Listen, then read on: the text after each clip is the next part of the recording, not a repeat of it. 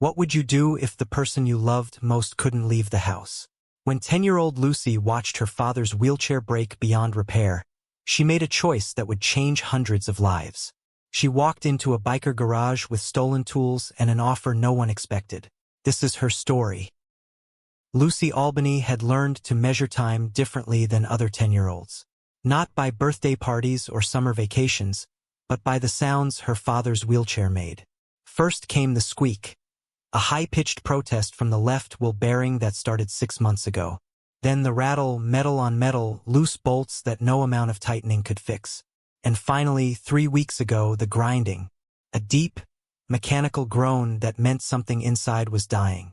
Their apartment sat on the second floor of a building that smelled like old carpet and boiled vegetables. The elevator had been broken for 2 years. Moses spent his mornings by the window, a mug of cold coffee in his lap, watching the street below like it was a movie he couldn't pause. He used to be the kind of man who fixed everything: engines, plumbing, the neighbor's busted radio.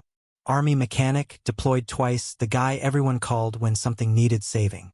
Now he couldn't even save his own mobility. The wheelchair was 7 years old, standard VA issue, built for function not comfort. Moses had already replaced the armrests with padded ones he'd sewn himself, reinforced the frame with spare angle iron, jury-rigged the footrest 3 times. But you can only patch something so many times before the whole structure gives up. The morning it happened, Lucy was pouring cereal when she heard the crack, sharp and final, like a bone breaking. She dropped the bowl and ran to his bedroom. Moses was on the floor, one hand gripping the bed frame, the other pressed against his lower back. The wheelchair lay on its side, the main support beam split clean through, metal edges jagged and sharp. "Dad, I'm fine." His voice was tight, controlled. The voice he used when he was absolutely not fine. Lucy knelt beside him, her hands hovering uselessly. "Should I call someone?" "Who?" He laughed, but it came out bitter. "The VA? They'll put me on hold for 45 minutes and tell me to file a form." She helped him back onto the bed, his arm heavy across her shoulders, his breathing ragged. The wheelchair stayed where it fell. Later that day, Lucy called the emergency VA line 3 times. Each time, a different voice told her the same script. Case under review, standard repair time 6 to 8 weeks. Replacement requests require supporting documentation from a physician and proof of medical necessity. "He's a veteran," Lucy said, trying to keep her voice steady. "He was hurt in Afghanistan. He can't walk." "I understand, honey, but there's a process." She hung up. That night, Moses didn't come out for dinner. Lucy made spaghetti and left a plate outside his door. In the morning, it was still there, untouched. Through the thin walls, she could hear him moving, the shuffle drag of someone crawling because there was no other option. At school, Lucy moved through her classes like a ghost, present but not really there. Her math teacher asked if everything was okay at home. Lucy said yes, because what else could she say? That her father was trapped in a 3-room apartment like a prisoner?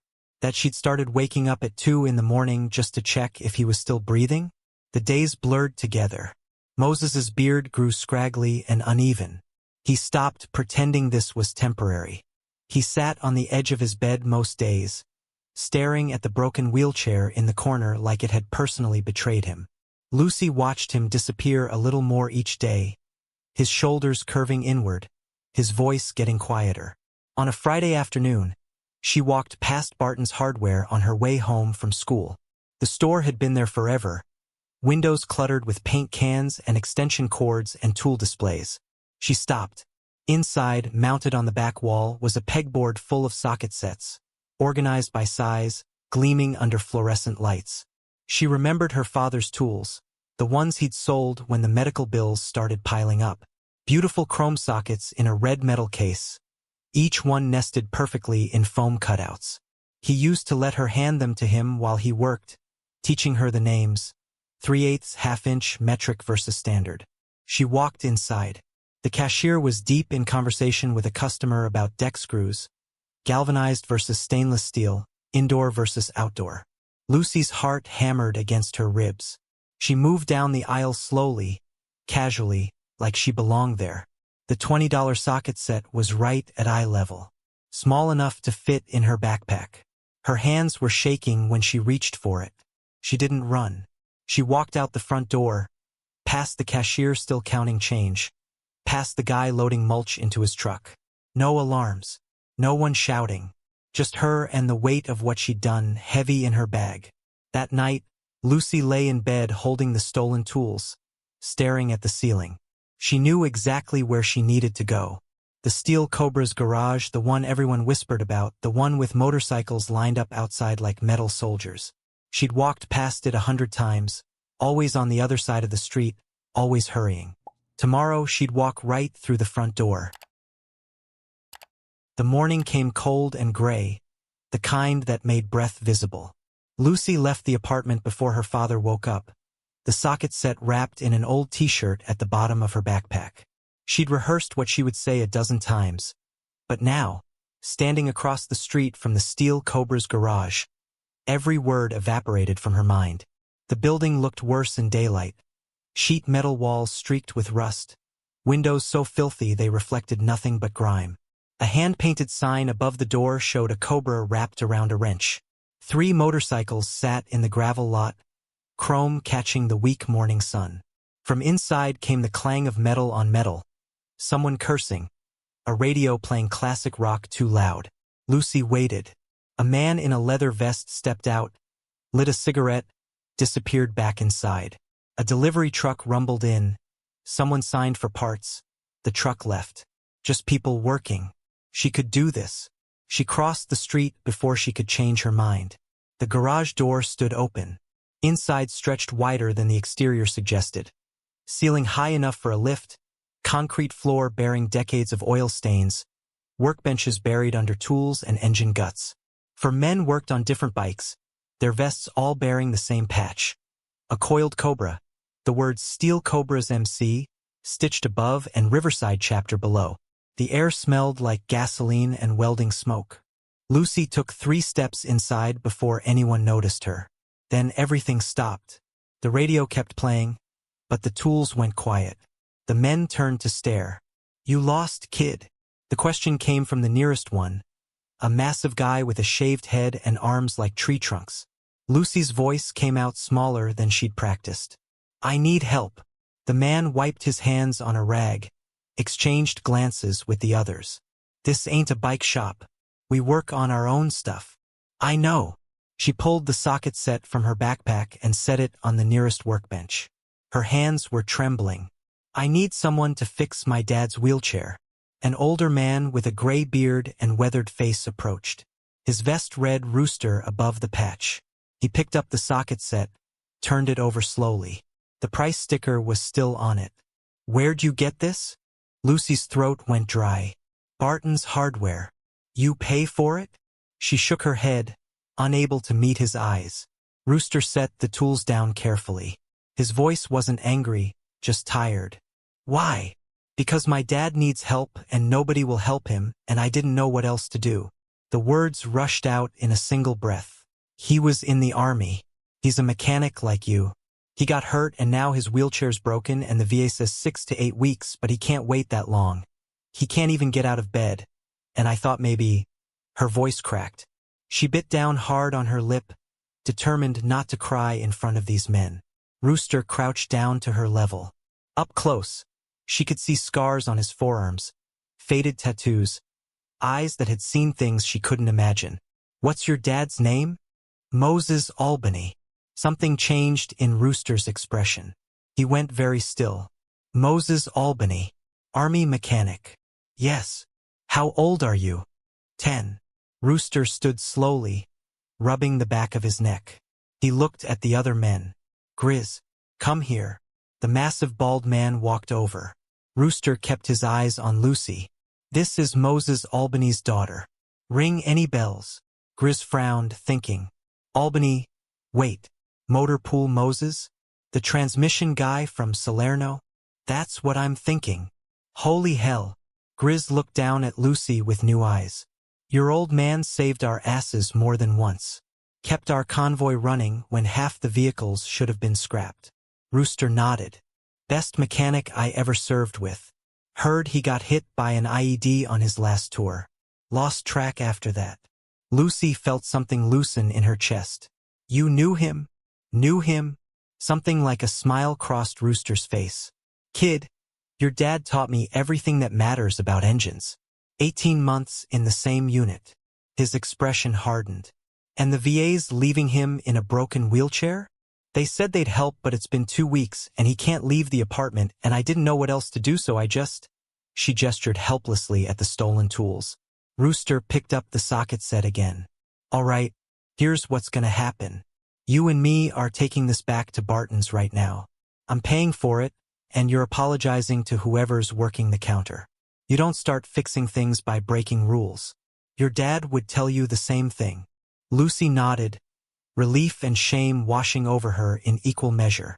After that, Rooster continued, we're going to see your father, and we're going to figure out what he needs. You mean it? I don't say things I don't mean, he called over his shoulder. Tiny, you got that trailer hitch fixed yet? A lean man with a ponytail looked up from a bike engine. Yeah, why? We're making a house call. 20 minutes later, Lucy stood at the Barton's counter apologizing to a confused cashier while Rooster pulled out his wallet. Then they walked back to the garage, Lucy feeling lighter than she had in weeks. Rooster loaded some tools into a pickup truck. Grizz and Tiny climbed into the back. As Lucy got in the passenger seat, Rooster glanced at her. Your dad know you're here? No. He's gonna be pissed. I know. Rooster started the engine. Good. Means he's still got some fight in him. Moses was on the couch when they knocked, wearing sweatpants and an army t-shirt that had seen too many days without a wash. He'd managed to drag himself to the living room using the coffee table and chair backs, a journey of maybe 15 feet that left him exhausted. When Lucy opened the door with 3 bikers behind her, his face went from confusion to anger to something else entirely. Rooster stood in the doorway, hands in his pockets, taking in the cramped apartment with the practiced eye of someone who'd seen plenty of hard times. Moses Albany, you got old. Moses stared. His mouth opened, closed. Rooster, yeah brother, been a minute. They gripped hands, then pulled into an embrace that lasted longer than either probably intended. When they separated, Moses's eyes were wet. I heard you got out. Heard you were stateside, but... He shook his head. Man, I thought I'd never see you again. Takes more than a few roadside bombs to get rid of me. Rooster gestured to the others. You remember Grizz? Moses's laugh was genuine for the first time in weeks. The guy who couldn't change oil without getting it everywhere? Yeah, I remember. Grizz grinned. Learned from the best Sarge. The reunion lasted maybe half a minute before Moses's eyes found Lucy, and his expression hardened. What did you do? Dad, She came to us, Rooster interrupted. Asked for help, which is what you should have done months ago, stubborn bastard. Moses's jaw tightened. I don't need charity. Good thing we're not offering any. Rooster walked past him to the corner where the broken wheelchair sat, examining the cracked frame with the kind of focus Moses remembered from their deployment days.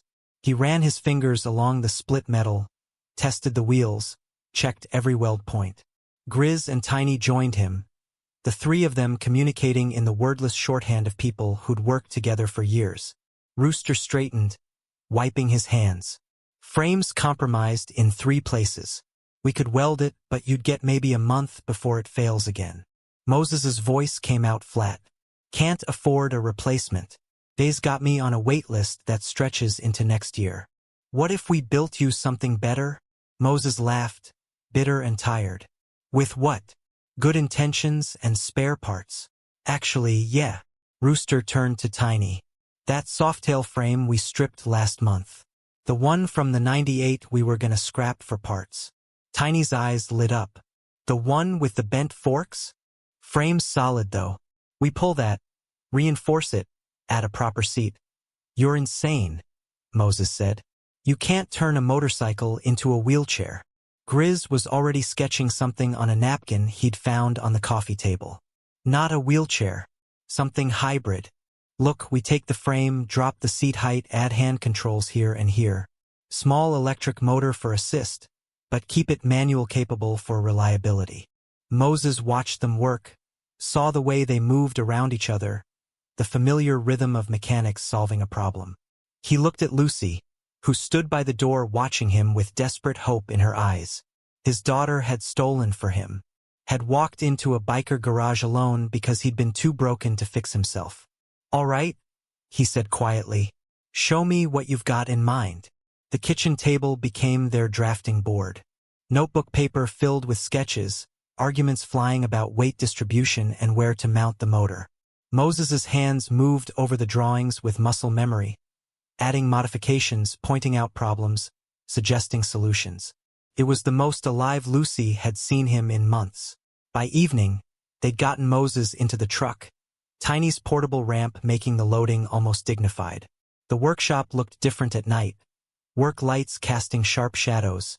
The space transformed into something that felt almost sacred. The Harley frame sat on sawhorses in the center, already stripped down to bare metal. Rooster handed Moses a welding mask. "You still know how to run a bead? Like riding a bike." Moses's smile was crooked. No pun intended. They worked deep into the night, past midnight, past exhaustion. Moses directed from a rolling stool they'd found in the back, his mechanic's brain coming back online after months of forced retirement. Lucy sat in the corner, watching her father become himself again.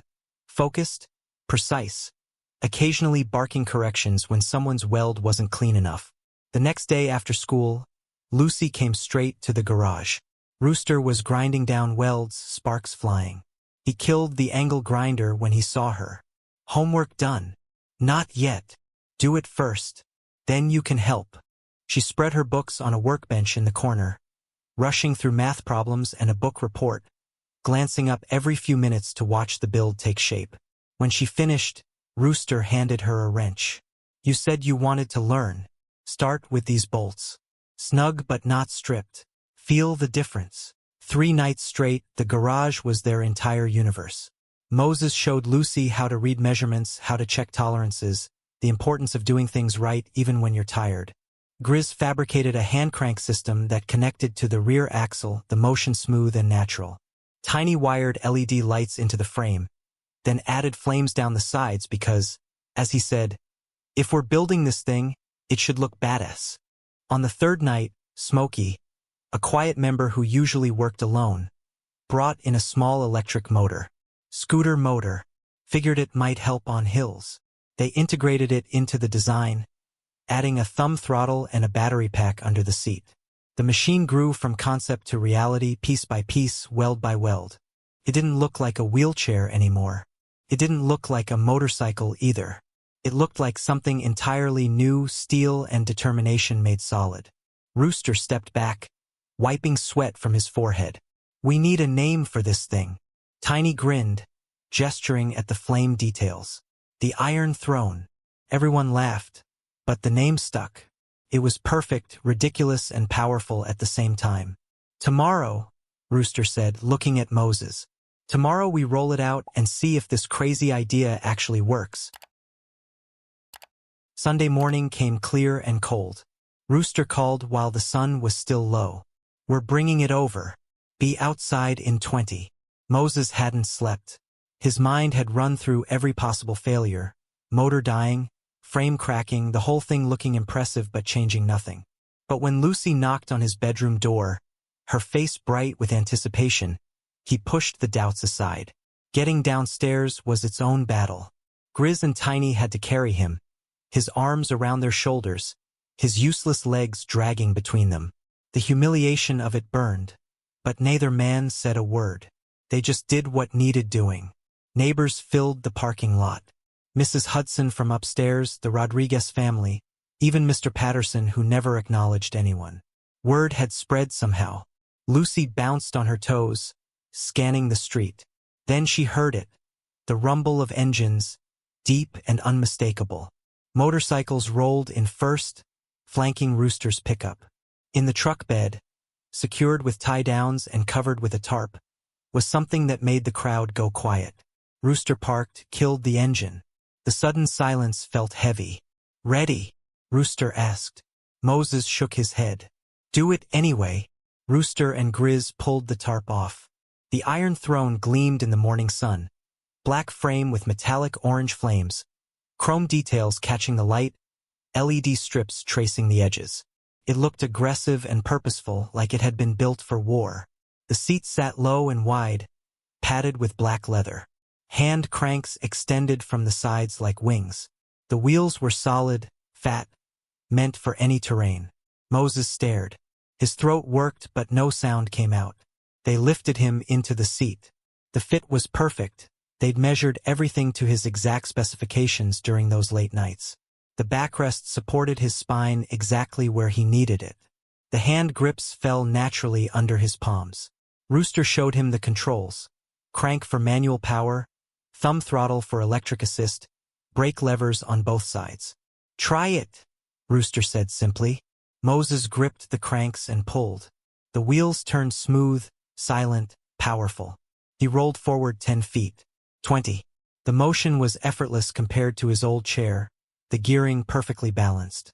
He circled the parking lot once, getting a feel for it, then hit the electric assist. The motor hummed to life, and suddenly he was moving faster than he'd moved in years. Wind in his face, freedom under his hands.